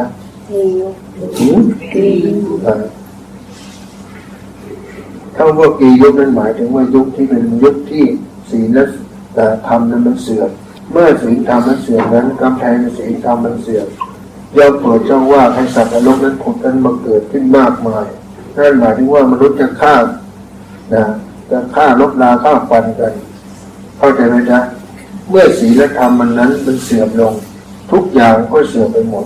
ฉะนั้นคนที่มีศีลมีธรรมมันก็จะอยู่ยากเขาจึงบอกว่าคนที่มีศีลมีธรรมมันจะมารวมตัวกันเข้าใจไหมจ๊ะเราเหมือนที่โยมมารวมตัวกันในสถานที่ต่างๆมีมากมายที่ออกแม่ข่าวมาเจริญบุญเจริญบารมีกันเข้าใจไหมจ๊ะแต่เมื่อโยมได้มาเจริญกันแล้วมาพบแล้วอาจจะมีความไม่เข้าใจมีความอาฆาตพยาบาทมีความอิจฉาขอให้โยมนั้นผู้ที่มีบุญบารมีอย่างนี้จะเป็นผู้ที่ไม่ผูกใจอาฆาตพยาบาทเข้าใจไหมจ๊ะให้ชดใช้ในใจเสียวันนี้โยมมาแล้วได้กันบ้างไหมจ๊ะได้หรือว่าได้ไม่สักตื่นนะครับแล้วนี่ตื่นกันบ้างหรือยังจ๊ะตื่นแล้วก็ดีฉันก็ขอโมทนาที่โยมทั้งหลายได้นำกายสังขารมาร่วมเจริญงานความดีจะประพฤติปฏิบัติในพรหมจรรย์แม้ช่วงขณะจิตหนึ่งก็ยังดีแต่ช่วงขณะจิตนี้เมื่อโยมทำได้แม้ขณะจิตเดียวสิ่งที่โยมทำได้อะไรที่โยมทำได้เองเกิดขึ้นเองนั่นเรียกว่าเป็นธรรมที่โยมเกิดขึ้นสภาวะธรรมที่เกิดขึ้นนี่แหละมันจะตามจิตไม่ว่าโยมจะอยู่ที่ใดเมื่อถึงเวลาเข้าถึงความสงบเมื่อโยมมีศีลสภาวะธรรมนี้มันก็จะผุดขึ้นมามันก็คือมรรคทางเดินที่โยมจะเดินก้าวต่อไปเข้าใจไหมจ๊ะคนที่ได้แล้วในสภาวะธรรมเข้าถึงในทางศีลภาวนาแล้วจิตนั้นแม้มันจะตกต่ำบุญกุศลเหล่านี้สติตัวนี้จะคอยเป็นค้ำจุนไว้เข้าใจไหมจ๊ะจะไม่เสื่อมไม่ถอยไปไหนเข้าใจไหมจ๊ะ แม้จะเสื่อมถอยเพียงใดจิตนั้นจะกู้ขึ้นมาเองเข้าใจไหมจ๊ะแล้วก็จะบอกว่าผู้ที่มีกระแสปฏิภาณเป็นที่พึ่งเป็นที่ไปแล้วจะไม่ตกไปในที่ต่ำไม่จะไม่ตกไปที่เสื่อมไม่ตกไปในอายภูมิอีกตลอดกับตลอดกันเข้าใจไหมจ๊ะนั้นฉันก็อยากให้โยมนั้นอย่าได้ประมาทเข้าใจไหมจ๊ะถ้าเราเป็นแค่กระแสโดนบันนี้กระแสพระโสดาบันปฏิมานี้แสดงว่าเรายังประพฤติปฏิบัติอยู่ใช่ไหมจ๊ะถ้าเรายังไม่ได้ผลความสงสัยยังมีไหมจ๊ะอันใดที่เราได้กินผลแล้วหรือได้มรรคผลแล้วสำเร็จแล้วเข้าถึงแล้วในขั้นหนึ่งเราจะรู้ด้วยจิตของเราเองเราจะเลิกสงสัยไหมจ๊ะถูกแล้วเรื่องนั้นถ้าเรายังสงสัยอยู่แสดงว่าเราอยู่ไปแค่โสดาบันปฏิมาอยู่คือยังประพฤติอยู่ยังเดินอยู่ยังไม่ได้สำเร็จยังไม่ได้รับผลหรือยังไม่ได้ลิ้มลองรสนั้นที่เราประพฤติปฏิบัติอยู่ถ้าเราได้ลิ้มลองรสแล้วเราจะสิ้นสงสัยเมื่อเราสิ้นสงสัยแล้วเราจะมีความเพียรมุ่งมานะประพฤติปฏิบัติไม่ย่อท้อไม่ว่าจะเป็นกลางวันหรือกลางคืนคือเรียกว่าไม่มีการไม่มีลาตีเข้าใจไหมจ๊ะดังนั้นแล้วเมื่อเรามีวิบากกรรมต้องมีความเกียจค้านยังมีมารสิงสู่มันจึงเป็นของธรรมดาจึงต้องอาศัยวาระทั้งห้าเกิดขึ้นเมื่อมีโอกาสก็ให้เจริญมนต์ฟังธรรมตามการก็ดีให้ธรรมก็ดีสนทนาธรรมก็ดีตึกตองอยู่ในธรรมใดก็ดีเจริญวิปัสสนาญาณก็ดีอย่างนี้ในวาระทั้งห้านี้วาระใดวาระหนึ่งเมื่อจิตเข้าถึงแล้วในสมาธิเข้าถึงปัญญาจิตนั่นแหละมันจะสอนให้ตัวมันเองแม้ในขณะที่เรานั้นสวดมนต์เจริญมนต์อยู่ก็ตามมันก็เป็นการเจริญสมาธิเจริญฌานอย่างหนึ่งเมื่อฌานมันเกิดเพ่งจดจ่ออยู่ในการสวดมนต์จิตไม่ส่งออกไปภายนอกไม่เป็นเวลาฆ่าปฏิบัติกับผู้ใดจิตมันก็เป็นกุศลเมื่อกุศลมาถึงพร้อมตัวประทานมันก็บังเอิญเมื่อเราทำได้อย่างนี้จึงบอกว่าทำไมเมื่อเรามาพึ่งปฏิบัติเจริญพระกรรมฐานต้องมีการสวดมนต์ไล่มนต์เพราะอะไรเพราะจิตของเรานั้นมีความสกปรกมากมีมารมาสิงสู่มากนั่นเองใช่ไหมครับเราก็ต้องมีการสวดมนต์เพื่อขับสิ่งที่ไม่ดีออกไปแล้วโยมรู้ได้ไงว่าทำไมในตัวเราถึงไม่มีสิ่งที่ไม่ดีมันเข้ามาทางไหนคำว่าประตูคือทวารตาหูจมูกลิ้นกายใจวันโยมไปดูอะไรบ้างวันโยมไปฟังอะไรบ้างวันโยมกล่าวอะไรไปบ้างที่เป็นกุศลหรืออกุศลโยมรู้ไหมจ๊ะแต่จิตเราใจเราเนี่ยมโนเนี่ยที่เราคิดให้ร้ายคนอื่นหรือคิดชั่วที่เหล่านี้มันเข้ามาสิงเราทางนี้ทุกประตูมันมีวิญญาณสิงสู่ตลอดเวลาฉะนั้นการที่เรามาเจริญมนต์เพื่อขับสิ่งนี้ออกไปสิ่งอัปมงคลเราพูดไม่เป็นมงคลเราเอากายเราไปทำอัปมงคลจิตเราคิดอกุศลอย่างนี้เรียกว่ามันทำให้ดึงจิตวิญญาณเข้าสิ่งที่ไม่ดีนั้นเป็นอสุรกายวิสัยผีใจหลงใจหามันเข้ามาในกายสังขารมันทำให้เรานั้นไม่อยากจะทำงานความดีใจความเพียรอันใดเลยเข้าใจไหมจ๊ะถ้าคือการสวดมนต์ภาวนานี้จึงเป็นอุบายชั้นเลิศแล้วโยมว่าสำคัญไหมจ๊ะมนต์ของพระพุทธเจ้ามีสำคัญนะเป็นของสูงเมื่อโยมสวดแล้วเทวดามาห้อมล้อมฟังธรรมย่อมป้องกันภัยพิบัติของโยมได้ในขณะโยมสวดอยู่ยังเป็นอานิสงส์เป็นทานในเสียงให้เทพธิดาเจ้าได้ฟังได้ยินแววของเสียงที่โยมสวดออกไปนั้นมันถึงไปถึงไกลได้ในโลกที่สัตว์นรกนั้นถูกลงทันอยู่ก็ยังได้สุขอยู่ในขณะนั้นยังเป็นทานเป็นอานิสงส์หากผู้ที่ถูกลงทันนั้นเป็นญาติมิตรสหายบิดามารดาตาโต้ทั้งโยมนั้นยิ่งได้กุศลมหาศาลใหญ่ดังนั้นจึงบอกว่าการนิยมได้มาเจริญปฏิบัติพระกรรมฐานสถานที่อย่างนี้เราจะปฏิบัติใน5 วาระเป็นกันวาระที่1คือการเจริญมนต์วาระที่2เราได้มานั่งฟังธรรม ช่ไหมจ๊ะหรือและมาให้ทำเมื่อได้ฟังธรรมแล้วโยมก็ได้ตึกตองในธรรมเมื่อโยมตึกตองเข้าใจแล้วโยมก็ไปปฏิเวทก็คือปฏิบัติเจริญวิปัสสนาญาณอย่างใดอย่างหนึ่งอย่างนี้ฉันเชื่อว่าโยมนั้นต้องบรรลุธรรมได้ข้อใดข้อหนึ่งเข้าใจไหมครับโยมอย่าคิดว่าในสมัยพุทธกาลบุคคลที่เกิดในทันในยุคขององค์สัมมาสัมพุทธเจ้าสมณะโคดมนั้นจะบรรลุธรรมทุกคนไม่ใช่เข้าใจไหมครับเพราะคนที่มานั่งฟังธรรมพระสมณะโคดมนั้นแม้จะมีมากมายแต่ก็ไม่ใช่ทุกคนที่เขาจะเข้าถึงในธรรมนั้นเพราะว่าถ้าไม่มีวาสนาต่อท่านทั้งหมดทั้งหลายทั้งคนนั้นอาจจะมีวาสนาแค่ไม่กี่คน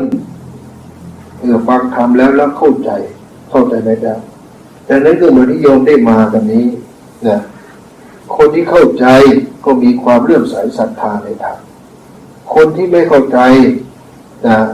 อาจจะมาแค่ครั้งเดียวเข้าใจไหมจ๊ะอันนั้นแล้วแต่วาสนาถึงบอกว่าปัญญามันจึงให้กันไม่ได้วาสนาเมื่อไม่มีต่อกันแล้วก็ไม่ประโยชน์อันใดแต่เมื่อมีโอกาสได้มาพบได้มาฟังแล้วก็ถือว่าเป็นวาสนาแต่ถามวาสนาหมดกันได้ไหมจ๊ะเ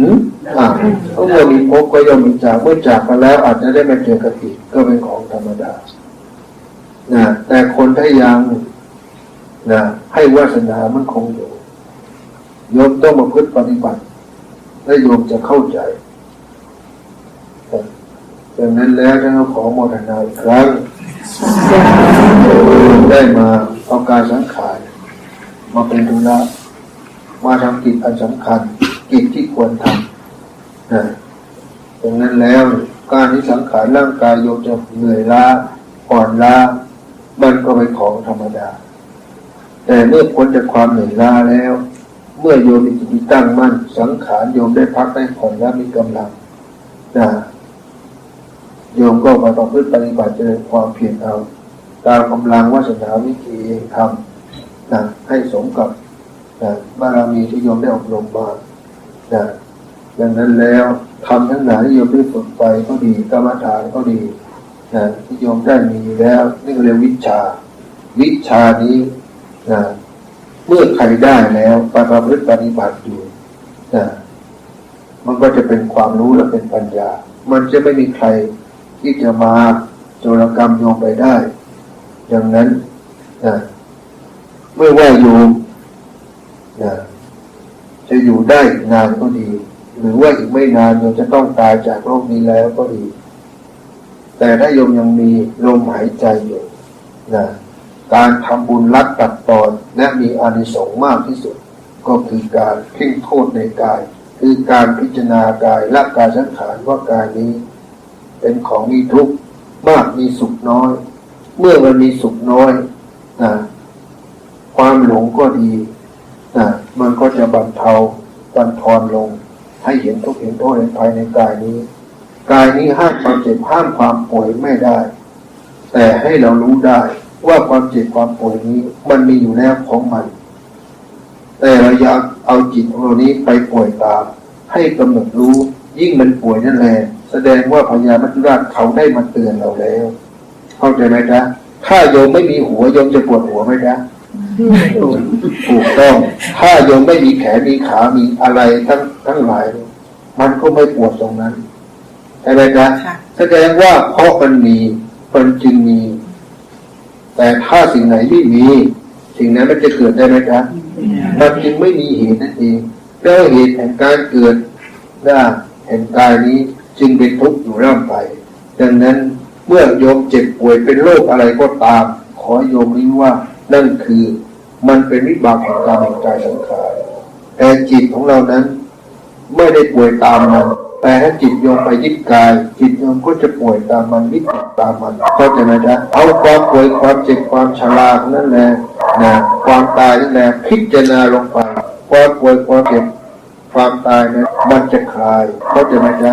โยมอธิษฐานกายสังขาร นั่นแหละถึงจะตัดวิบากในกรรมบางครั้งบางอย่างในโลกกรรมหมอที่ไหนก็รักษาไม่ได้จงเอาธรรมรักษาเอาจิตรักษาเมื่อจิตแล้วโยมนั้นเหนือกายได้โยมก็พ้นในกรรมนั้นแต่ว่ากายนั้นจะหายจากโลกหรือไม่มีทางเพราะกายสังขารนี้เป็นที่รังของโลกเป็นที่อยู่เป็นที่อาศัยโยมจะไล่ขับสายให้มันไปอยู่ไหนไม่มีทางเข้าใจไหมจ๊ะแต่กายสังขารที่มันเป็นที่รังของโลกนั้นให้โยมพิจารณาโลกให้มากที่สุดเมื่อโยมพิจารณาวินิจฉัยได้นะโยมก็จะหายจากโลก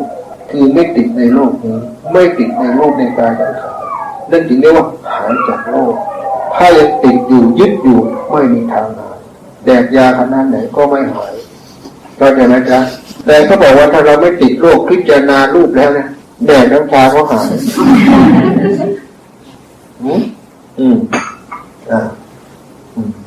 ใครมีอะไรนะในธรรมเล็กน้อยมีมั้งไหมจ๊ะไหนมาแล้วลูกค้าเป็นหนูเป็นตัวแทนค่ะเป็นพ่อนครศรีภูเก็ตกระบี่นะคะนำปัจจัยนะคะผ้าป่ามาถวายเพิ่มเติมค่ะคนมางาน9,000เหมือนจะเลย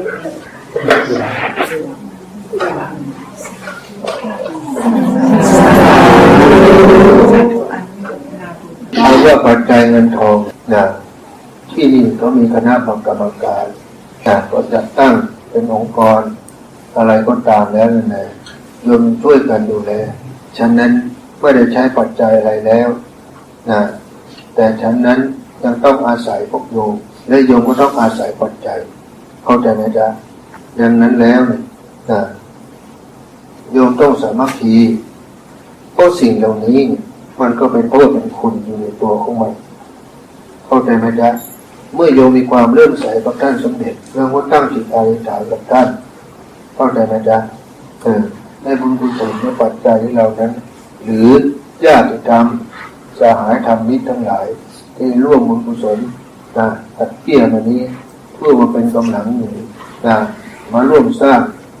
ในอู่ข้าวอู่น้ำมาต่อเรือนี้ให้เป็นที่อยู่ที่อาศัยของผู้มีบุญวาสนาให้ลูกหลานนิยมได้ประพฤติปฏิบัติในพรหมจรรย์สืบต่อไปอย่างนี้แลให้ยอมอธิษฐานไปขอให้บุญกุศลทั้งหลายเหล่านั้นจงเป็นสำเร็จกับผู้ที่เขามีทุกข์ได้พ้นจากทุกข์ไปทั้งหลายได้มีโอกาสได้ประพฤติปฏิบัติให้ได้มาอยู่ในเรือธรรมเข้าใจนะจ๊ะนี่เรือธรรมนี่หมายถึงอู่ข้าวอู่น้ำของพระรัตนตรัยไม่ว่าจะอยู่ในเรือไหนอู่ไหนหากยังมีทางศีลภาวนาอยู่นั่นแหละเรียกว่าผู้ที่นั้นไม่ขาดผู้รู้ที่นั่นมีทางเดินแห่งมรรคที่นั่นมีรอยพระบาทเข้าใจนะจ๊ะที่นั่นไม่มีวันอับจนถึงแม้ว่าที่นี่แห่งนี้แม้จะมีคนไม่มากแต่ผู้ที่มามันมาด้วยใจที่มีกำลังมากบางคนมาด้วยเต็มร้อยพออยู่ๆไปลดลงไปเหลือไม่ค่อยถึงร้อยเข้าใจไหมบางคนมาเนี่ยมีไม่ถึงร้อยแต่อยู่ๆไปเสือกเต็มร้อยก็มีเข้าใจไหมจ๊ะซึ่งบอกว่ามนุษย์เอาแน่เอานอนไม่ได้บางคนมาด้วยใจเต็มร้อยศรัทธาพออยู่ๆไปเหลือไม่ถึงร้อยก็ต้องไปตอนแรกมาไม่มีอะไรมาเลยติดตัวมา20อยู่ๆไปได้ประพฤติปฏิบัติฝึกจิตภาวนาไปสวดมนต์ไปเสือกเต็มร้อยอยู่ไม่ไปไหนเลยก็มีนั้นเอาแน่เอานอนไม่ได้มนุษย์เข้าใจนะจ๊ะฉันจึงบอกว่าที่นี่จึงต้องมีวิหารเพราะวิหารเป็นเครื่องอยู่ของธรรมฉันไม่สามารถจะไปอยู่ในใจมนุษย์ได้เพราะอะไรเพราะมนุษย์บางทีมันก็เป็นพรหมบางทีมันก็เป็นเทวดาจิตบางทีมันก็เป็นสัตว์นรกบางทีจิตมันก็เป็นเปรตมีโลภโกรธหลงใช่ไหมจ๊ะ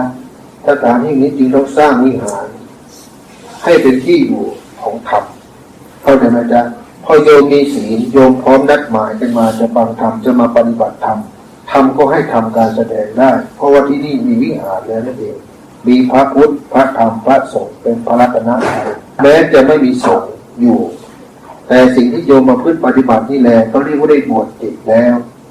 เข้าใจไหมจ๊ะยังถือว่าเป็นเนื้อนาบุญได้อยู่เพื่อเตรียมตัวที่จะสละออกบวชได้ดังนั้นแล้ว การที่สร้างวิหารพระพุทธพระธรรมพระสงฆ์นี้เป็นเครื่องอยู่ของวิหารพระพุทธวิหารพระพุทธคือเป็นที่ประดิษฐานของจิตวิญญาณของพระพุทธเจ้าวิหารพระธรรมเป็นที่สถิตของธรรมไม่ว่าใครจะมาแสดงธรรมก็เป็นที่สถิตเป็นที่พักเหมือนพระโพธิสัตว์เจ้าท่านอยู่สวรรค์รู้สึกอย่างนี้เป็นพระโพธิสัตว์เพื่อมาจุติเพื่อจะมาเป็นพระมหาโพธิสัตว์ที่จะมาเป็นพระพุทธเจ้าในการต่อไปก็อย่างนี้วิหารพระสงฆ์ก็เป็นที่อยู่ของพระสงฆ์ผู้ประพฤติปฏิบัติดีปฏิบัติชอบหมดสิ้นกิเลสตัณหาอุปาทานแล้วที่จะเป็นเพื่อนเนื้อนาบุญเป็นที่เพื่อนทุกข์ให้กับสรรพสัตว์ของสัตว์โลกต่อไปในภายภาคหน้าดังนั้นขอโยมเข้าใจดังนี้ว่าทำไมจึงต้องมีวิหารพระพุทธพระธรรมและพระสงฆ์เข้าใจไหมจ๊ะทำไมไม่ไปอยู่สังกับมนุษย์มันไปอยู่ไม่ได้เข้าใจไหมจ๊ะเพราะอยู่มากมันก็หลงเข้าใจไหมจ๊ะฉะนั้นจึงต้องมีวิหารเป็นเครื่องอยู่หรือเป็นที่อยู่เป็นที่อาศัยเป็นเครื่องรองรับแม้โยมไม่มีกายสังขารแม้จิตวิญญาณหรือแต่จิตวิญญาณโยมก็อยู่ได้ที่ดีเพราะมีวิหารอยู่ถ้าโยมมีธรรมอยู่มีศีลมีทางเดินแห่งมรรคโยมก็สามารถประพฤติปฏิบัติต่อได้ฉันขอโมทนาทุกบุญทุกแรงกำลังปัจจัยอันเปี้ยทั้งหลายจะมาโดยทางใดทางหนึ่งก็ตามศรัทธาน้อยศรัทธามากก็ตามก็ขอบุญกุศลได้ติดตามหนุนนำได้ข่าวนั้นได้พบทางสว่างเป็นทางพ้นทุกข์ได้พบแสงพระรัตนตรัยให้เข้าถึงทางศีลภาวนาให้เข้าถึงกายหมดทุกข์ให้เข้าถึงปัญญาที่มุดตัวหลุดพ้นจากภายในวัฏฏะตามก็จะถึงการพระนิพพานในเบื้องหน้าที่ถึงนี้แล้วก็ขอโมทนาสาธุ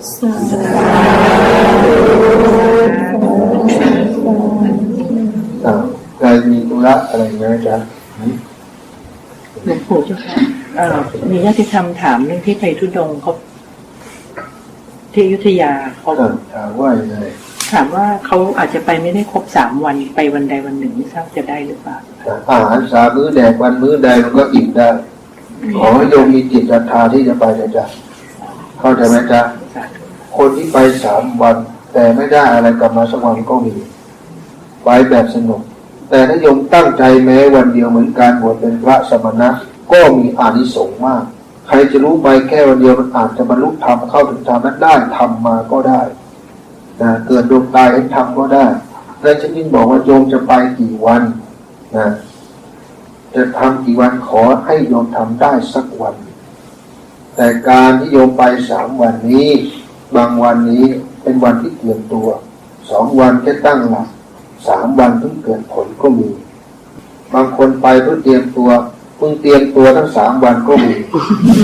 เพราะตั้งหลักยังไม่ได้พอหาที่อยู่ที่นอนหาที่ขี้ก็ยังไม่เจอตั้งหลัก3 วันมึงต้องไปเพิ่มกี่วันถึงจะสำเร็จได้แต่ละจ๊ะถ้าโยมมีใจที่ตั้งมั่นแม้วันเดียวฉันก็โมทนาแต่อย่าลืมคำขวัญของท่านสมเด็จตอนนี้ดังไปถึงพรหมโลกเทวโลกอยู่แล้วอย่าเป็นภาระ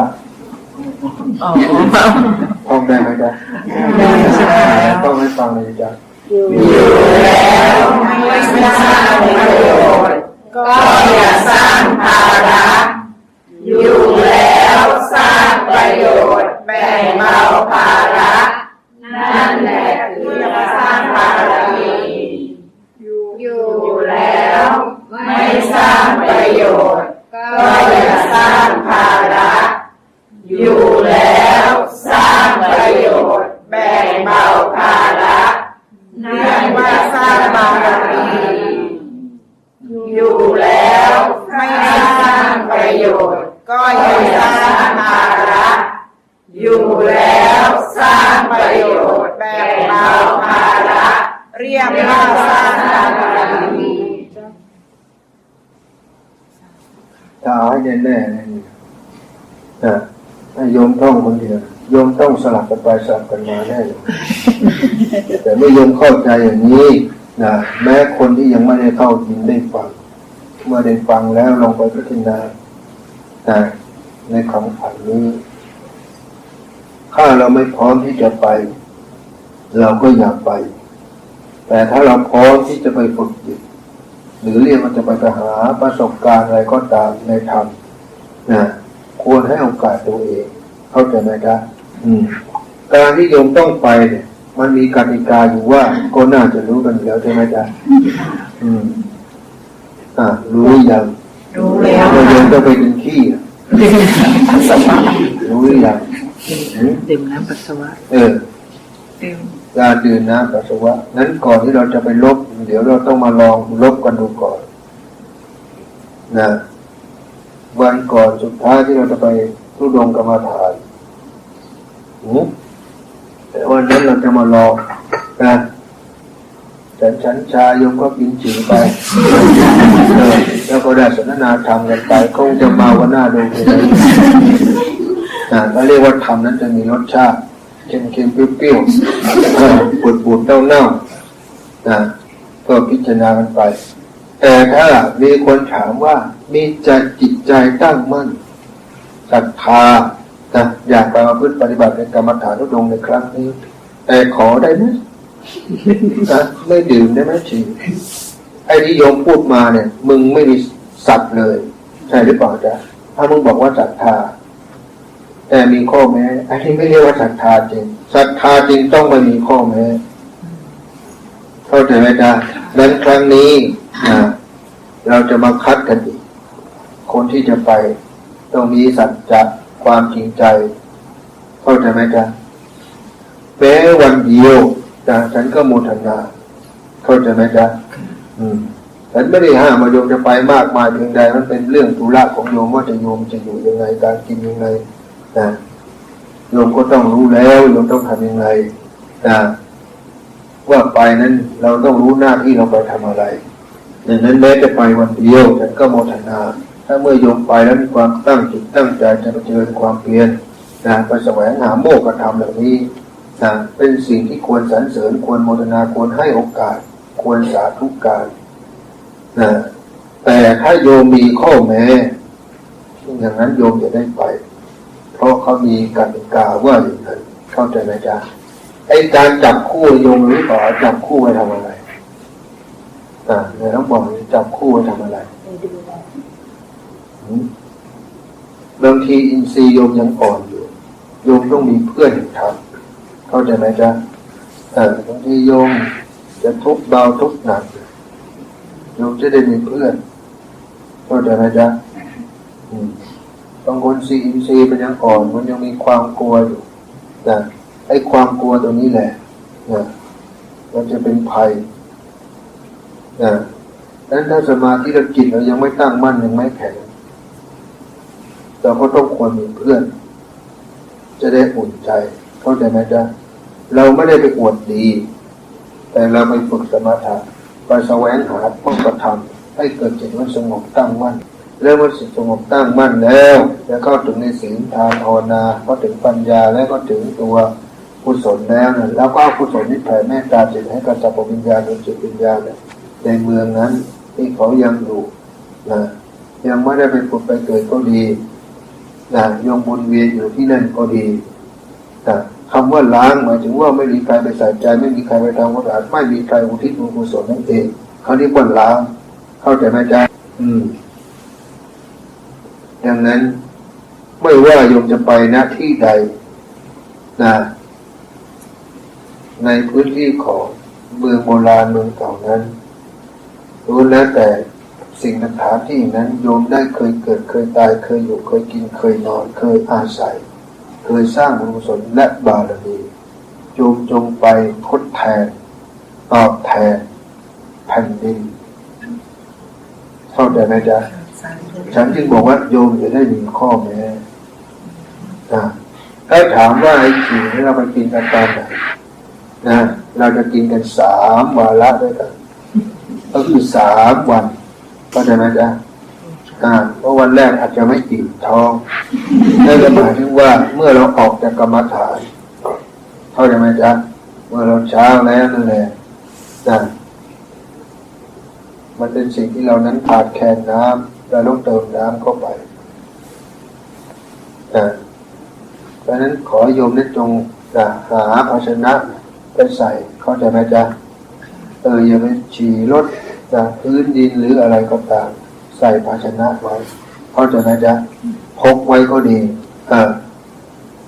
พกไว้เป็นอาวุธหรือว่าโยมจะคอยจิบคอยกระดกตลอดเวลาก็ได้แล้วแต่โยมจะเข้าใจไหมจ๊ะแต่เมื่อเราออกจากกรรมฐานแม้คืนแรกวันแรกแล้วเพราะฉะนั้นโยมใส่ไว้เราจะมาอธิษฐานโอสถกันอธิษฐานการละอัตตาตัวตนของมุดเน่านี้เมื่อที่เราประพฤติปฏิบัติมานี้เราก็อธิษฐานถ้าเป็นมรรคเป็นผลเป็นปัญญาก็ดีเข้าใจไหมจ๊ะเมื่อเราทานไปแล้วเราก็มาลูบหน้าลูบตาจะได้ตื่นถ้าโยมทำได้อย่างนี้ปัญหาโยมจะไปก็ได้แต่ถ้าโยมมีข้อแม้อย่าได้แฝงตัวเข้าไปเข้าใจไหมจ๊ะเพราะว่าเราไปทุดงกรรมฐานเราไม่ได้ไปเพื่อแสวงหาความสนุกเข้าใจไหมจ๊ะแต่เมื่อหมดจากเวลากรรมฐานแล้วโยมจะไปพักผ่อนอะไรตามอัธยาศัยมันก็ตามสะดวกสบายของโยมเข้าใจไหมจ๊ะแต่เมื่อโยมเมื่อต้องถึงเวลาเข้ากรรมฐานโยมก็ต้องมาเข้าใจไหมจ๊ะแต่ใครครูใดก็ตามที่ไปแม้ปรารถนาคืนเดียวพอเสร็จจากกรรมฐานคืนนั้นแล้วโยมก็อธิษฐานขอลาศีลอุทิศบุญกุศลโยมไม่ต้องบอกใครแต่ว่าโยมไปเป็นหมู่คณะโยมต้องแจ้งรายชื่อมันจะไม่ได้โยมก็ต้องช่วยดูแลกันในที่นี้โยมไปกันหมดหรือเปล่าจ๊ะใหม่ไม่ได้จะบอกอีกครั้งได้ไหมโยมจะใหม่หรือจะเก่าเป็นก็เรื่องเดียวกันนะจ๊ะ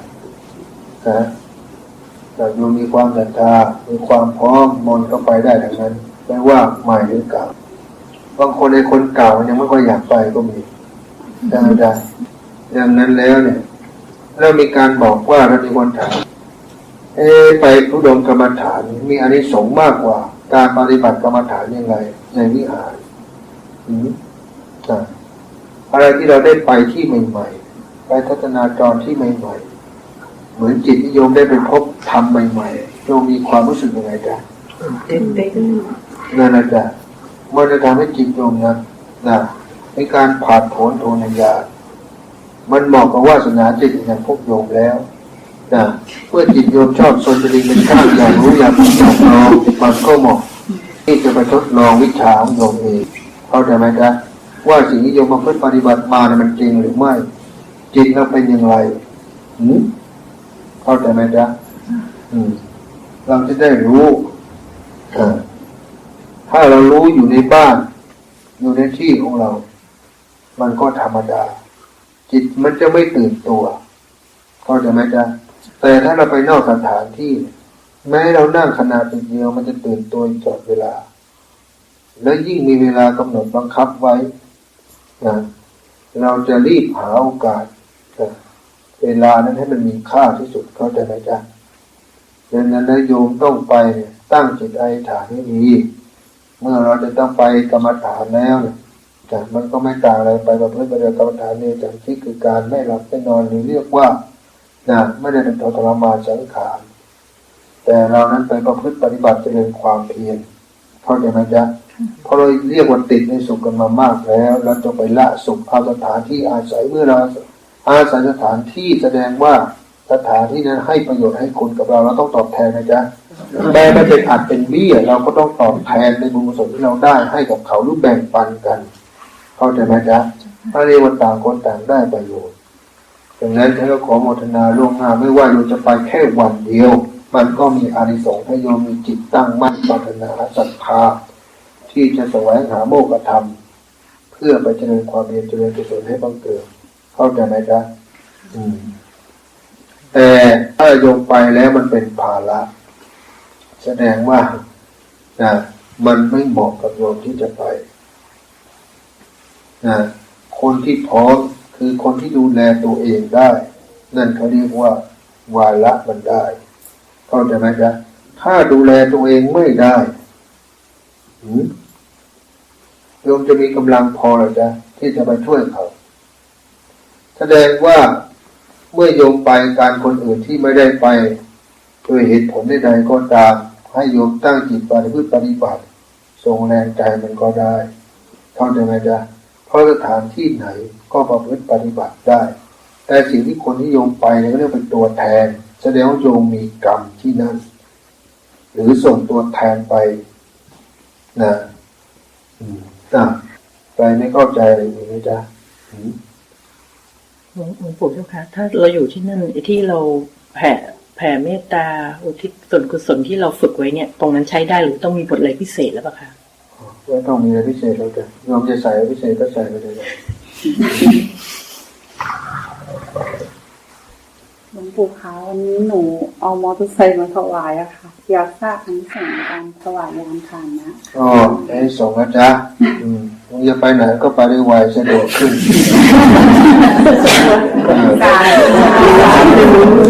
นี่เรียกอานิสงส์ตกรถตกลาแล้วก็มีรถมารับไปเจ็บป่วยก็มีพยาบาลแล้วรถมารับไปไม่ต้องรอนานก็จะไม่ได้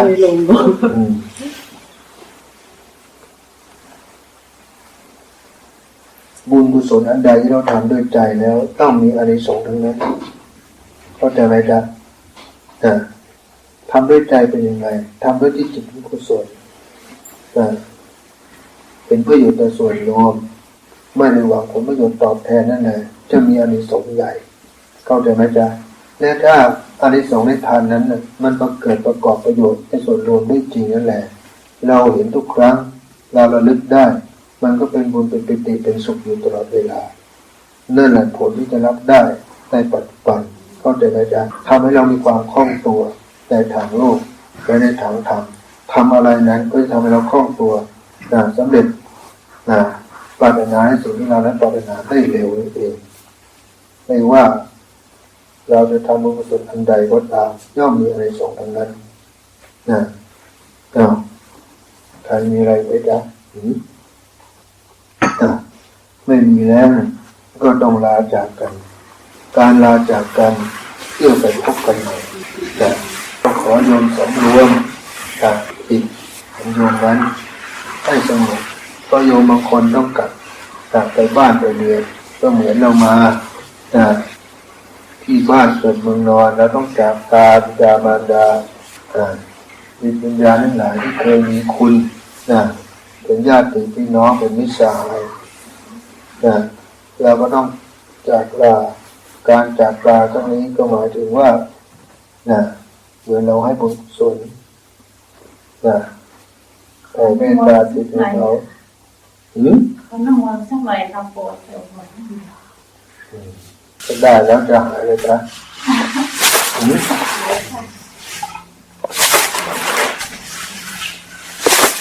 ได้แถวนี้ตลอดเลยนะ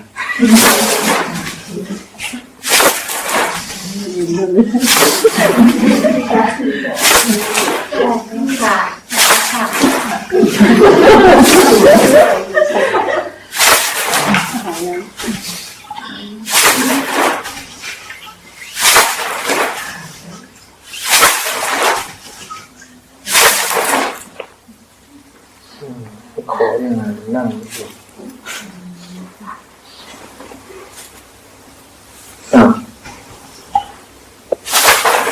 จากเราแล้วส่งจิตส่งบุญครั้งให้หมดจะได้หวังอะไรกรรมใดกุศลใดความแค้นขวายบาทความอาฆาตชิงชังใดความไม่ชอบใจก็ตามความรู้สึกน้อยเนื้อต่ำใจสิ่งใดก็ตามไม่ว่าจะอยู่ที่นี่หรือที่ไหนบุคคลสัตว์อะไรก็ตามขอโยมนั้นโอโหสิกรรมให้อภัยทานถวายพระพุทธเจ้าเป็นทานพระพุทธทานพระสงฆ์ ในวันมาฆเลิกนี้เป็นหมายถึงว่าเราควรทำความดีกุศลให้ถึงพร้อมไม่ทำบาปทางกายวาจาใจทำจิตให้ขาวรอบเมื่อเราไม่ทำบาปทางกายวาจาใจนี่แหละจิตมันก็สว่างของมันเองในตัวอยู่แล้วขอเมื่อเราทำได้การที่ทำได้ก็ยังไม่ยากเท่าการรักษาไว้แต่เราควรรักษาความสงบนี้ไว้ให้สงบนานที่สุดเท่าไรก็ได้ตามจิตเท่านั้นสามารถจะประคองให้มันสงบได้คือเพ่งอยู่ในความสงบในฌานนี้ถึงที่สุดแห่งความสงบความพอใจให้โยมตั้งจิตอธิษฐานจากแผ่บุญกุศลอีกครั้งที่โยมได้มาเจริญประพฤติปฏิบัติมาได้ร่วมเรียนเทียนทักษิณาวัตรได้มาสักการะอมุขบูชาน้อมจิตให้เข้าถึงในคุณพระพุทธธรรมพระสงฆ์เป็นความกรุณาของท่านที่ได้เมตตาจากโลกได้ชี้แนวทางบอกทางไว้บอกไปแทนไว้ที่บอกทางออกแห่งทุกข์ในน้อมระลึกถึงในความมีพระมหากรุณาธิคุณและพระธรรมและพระสงฆ์เนื้อนาบุญผู้ประพฤติปฏิบัติที่ปฏิบัติชอบปฏิบัติธรรมองค์ใดที่เราชอบตรงจริตวาสนาโดยยึดยกมาพิจารณาในธรรมนั้นสมควรแก่ธรรมของเราแต่เรามีของเราตามจริตวาสนา